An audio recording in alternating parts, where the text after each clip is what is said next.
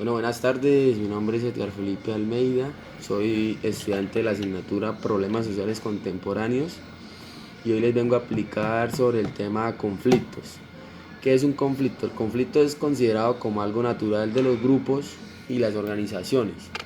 Las causas de los conflictos se atribuyen a problemas de una percepción individual y una deficiente comunicación interpersonal.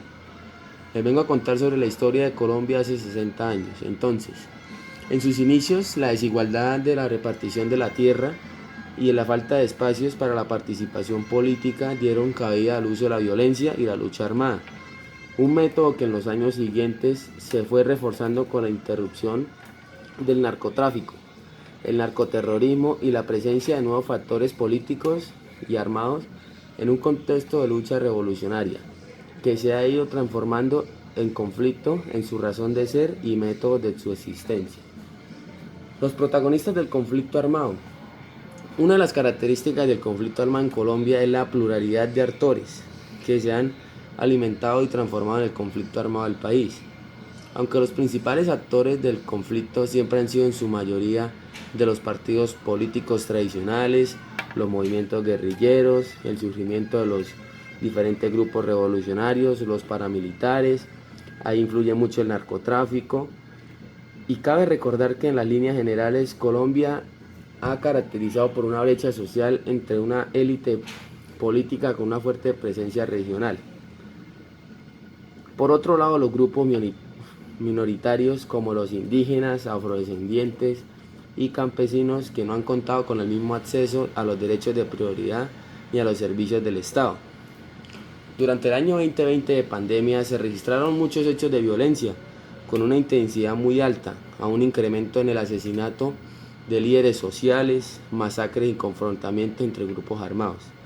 El recrudecimiento de la violencia que se venía observando desde Iván Duque asumió la presidencia se agudizó en el marco de las medidas de aislamiento obligatorio decretadas para mitigar la propagación de la pandemia del COVID-19.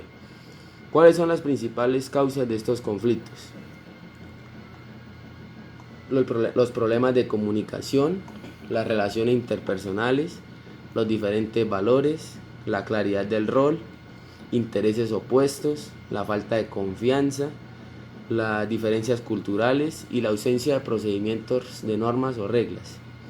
La visión militarista de seguridad del gobierno de Iván Duque se caracteriza principalmente por el aumento de pie de fuerza en las zonas más violentas del país, sin acompañamiento integral de instituciones, ni tampoco por la recuperación del territorio por parte del Estado.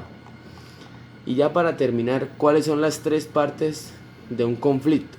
La primera parte somos las personas, que somos los involucrados y los más afectados.